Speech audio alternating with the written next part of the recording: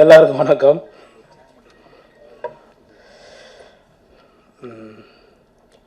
முதல்ல நன்றி சொன்னேன்னா இந்த படத்தோட தயாரிப்பாளர் சார், நன்றி சார். என்ன ரொம்ப கஷ்டப்பட்டு இந்த படத்தை பண்ணார், என்னால் இல்லை. அவர் ஃபைனான்ஸ் ரீதியாகவும் எல்லா விதத்துலேயும் ரொம்ப கஷ்டப்பட்டு அந்த படத்தை பண்ணார். அதுக்காக இந்த படம் ஓடணும் சார். கண்டிப்பாக சப்போர்ட் பண்ணுவோம் கடவுள் உங்களுக்கு. அடுத்து வினேஷ் சார் டைரக்டர். அவர் சொன்னார் கரெக்ட், உண்மை. 15 வருஷத்துக்கு முன்னாடி தீக்குளிக்கும் பச்சை மரம், ஒரு 15 வருஷத்துக்கு முன்னாடி தீக்குளிக்கும் பச்சை மரம் படத்தில் வந்து பிரஜன் ஹீரோ. அவர் சொன்ன மாதிரி, சார் சொன்ன மாதிரி வினேஷ் சார் டைரக்ஷன் பண்ணார். அதில் ஒரு சின்ன கேரக்டர் பண்ண, நாங்கள் அவரோட ஃப்ரெண்டு கேரக்டர் பண்ணோம். 1000 ரூபா சம்பளம் தரேன் அப்படின்னாரு. சரி ஓகேங்க அப்படின்னு. ரொம்ப வருஷம் விட்டு அதுக்கப்புறம் நாங்கள் எங்கள் 2 பேருக்கும் கான்டாக்ட் இல்லாமல் இருந்தது. ஒரு 5-6 வருஷத்தை விட்டு ஒரு ஃபோன் வந்தது. அந்த வாய்ஸ் கேட்டு தான் நான் வந்து பேர் கூட கேட்காம வினீஷ் சார் எப்படி இருக்கீங்கன்னு ரொம்ப ஷாக் ஆகிட்டார். ஏன்னா நான் பழசை மறக்க மாட்டேன். நமக்கு 1 ரூபா 2 ரூபா கொடுத்தனையும் நான் மறக்க மாட்டேன். அதுக்கப்புறம் நான் பேச ஆரம்பித்தேன். பேசி வாங்க சார் நேரில் மீட் பண்ணலாம் அப்படின்னு. ஒரு 5 நிமிஷம் தான் லைன் சொன்னார். அவரோட பிரச்சனையும் சொன்னார்.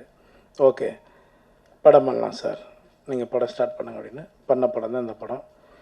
இந்த படத்தில் நடித்த எல்லாருக்குமே நான் நன்றி தெரிவிச்சுக்கிறேன்.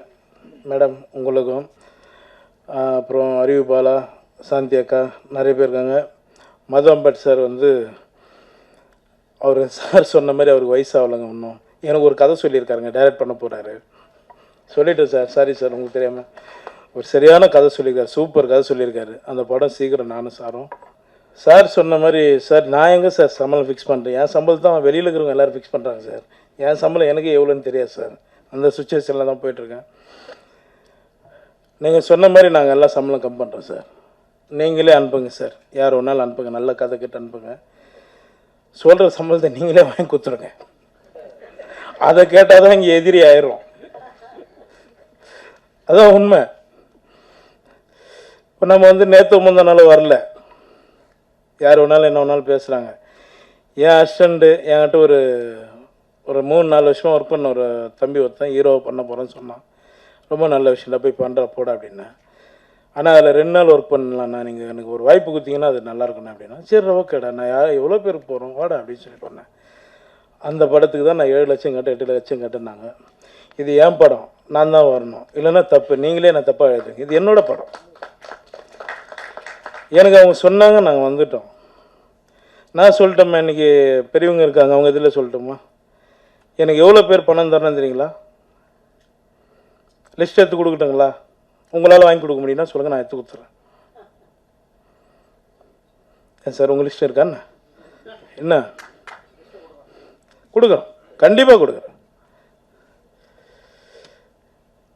அப்படி பேசாதீங்க. நாங்கள் சப்போர்ட் பண்ணி தான் நாங்கள் போயிட்டுருக்கோம். என்னை பொறுத்த வரைக்கும் நான் எல்லோரும் சப்போர்ட் பண்ணிகிட்ருக்கேன். இன்றைக்கி 50-60 கோடி சம்பளம் வாங்குகிற டைரக்டரும் கூட எங்கேருந்து ஆரம்பித்தாங்க நீங்கள் எல்லோரும் ஒரு முறை யோசிச்சிங்க, சரிங்களா? இந்த படம் ரொம்ப கஷ்டப்பட்டு, நான் ஜாஸ்தி பேசலை, எமோஷன் ஆகலை, அப்படியே ஃப்ரீயாக விட்டுருவோம். பேசுகிறவங்க பேசட்டும், கடவுள் பார்த்துக்குவோம், அவ்வளோதான். நான் எதுவும் பேசலைங்க.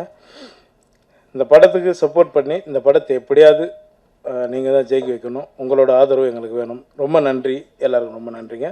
எனக்கு 6:30க்கு ஃப்ளைட்டு. நான் பெங்களூர் போனோம். அதனால தான் நான் 4:30 மணிக்கு போனேன்னு தான் ஒரு 1/2 hour எக்ஸ்ட்ரா இருக்கேன். ரொம்ப நன்றிங்க, எல்லோரும் ரொம்ப நன்றி. தேங்க்யூ.